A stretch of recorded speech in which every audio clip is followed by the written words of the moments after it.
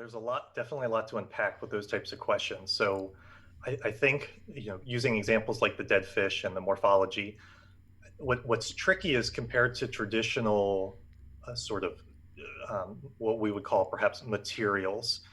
Living materials are really hard to predict, Mm. and so there's interesting feedbacks. There's odd sort of a lot of this, I guess, we would consider from the biological and more of a closed loop system. So there's all sorts of feedbacks, and these are really non-intuitive. So a lot of what we do in biology is really the old-fashioned way. You just have to look. There's a lot of observation. And so a lot of our inspiration comes from curiosity and just Mm. interrogating the system.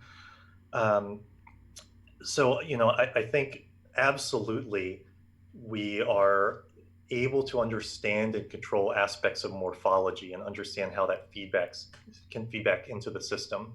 Um, and I think what's amazing to me is specifically, which we can talk about with our living robots, Mm-hmm. what we're starting to understand is every extant system that we've investigated has been under the purview of natural selection, right? So these have been in the natural world and have been selected based on the principles of inheritance and genotype and phenotype. And what we're doing now is we're starting to understand, what if we uncouple design from natural selection? So what if we use a computer to design an organism, something Mm. that could never theoretically exist in a natural selection scenario, but might be really interesting, sort of a biological robot, so to speak. And I think that's beginning to push the limits of what we understand Yeah. on how morphology and shape can play into behaviors, and what sort of control knobs we have that we can tune in these systems. The definition of alive and living systems is actually still fairly controversial in biological circles. And so Mm-hmm. different groups will define it differently. I would say, for the purpose of building biohybrid robots or living robots, we would say that a living system is a system that in some way has its own biological metabolism. So it has a means of Mm. energy production and a way of consuming the energy to produce some sort of effect, whether it's behavior or biochemical. Um, and I think, as far as designing systems, I can talk about how we design ours. But really the most vital question moving forward is, within biology, we really have, compared to the diversity of organisms in the world, very few model organisms that we brought into the lab to begin to use. And so from vertebrates, we have a handful, 6 or 7, and Mm-hmm. then we have a lot of single cell. And so we really have a extremely limited toolkit to begin with. So you could imagine a robotics facility that only has 2 types of motors and 3 types of actuators Mm-hmm. and maybe 4 types of scaffolds. That's sort of the level that we're at with our ability to use these organisms. And so when building, I think you think about a robot, in the environment in which you would deploy a physical robot is really important for the design principles you would use. And so for us, it's very similar. So I build biological robots out of frog cells. I use a soft robot simulator in collaboration with my colleagues at University of Vermont, which simulates evolution to design soft-bodied robots with different types of cells to perform a specific function, like moving. It evolves robots randomly.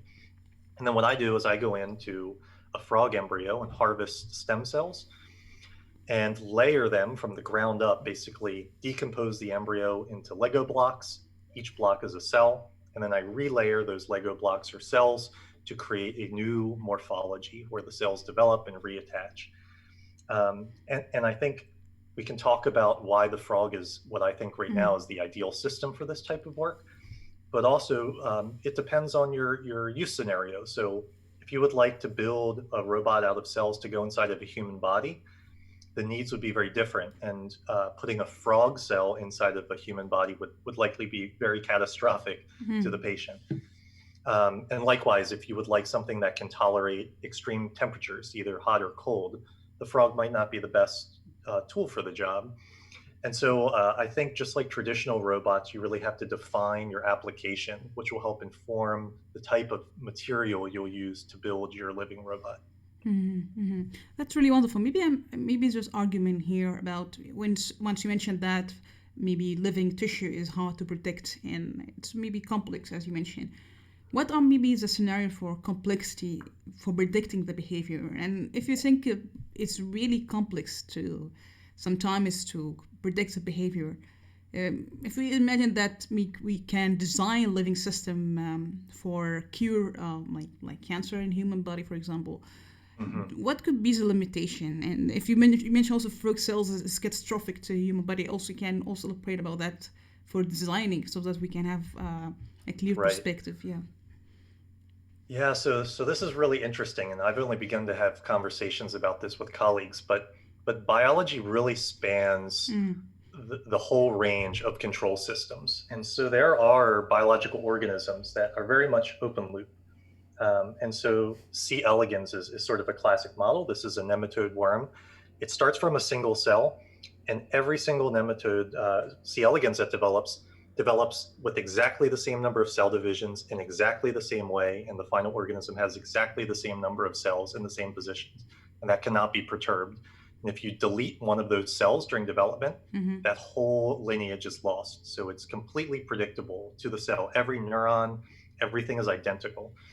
And then you have other organisms like Hydra, which is an aquatic organism Mm-hmm. that you can literally put through a sieve and blend up, put together in a pile, and it will reform itself, no problem. You can cut it in half and it will regenerate.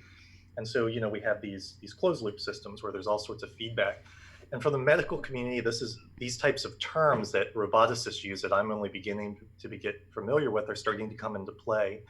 And there's been some people who have thrown out, just as a thought exercise, could cancer be a system in which you're moving from a closed loop to an open loop? Perhaps the cells in your body Mm. are responding to their environment, and they are developing along a certain trajectory that's healthy, and they're producing a healthy tissue. But when they lose track of that, if they get into a cycle where the system is open and it's just reproducing without any input from its external environment, that could lead to cancer. So this overproduction of cells that are not differentiating or participating in a healthy body. So I think there's a lot of really interesting cross-pollination sort of terminology and design principles that hasn't really happened yet between the robotics and the biological community, but it's really fertile ground for research for sure. Great.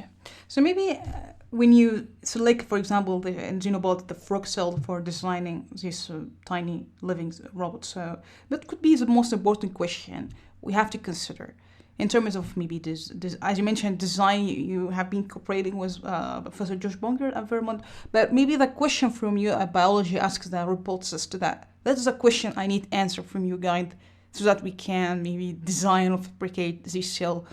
What could be this kind of question you have corresponding with robotics side?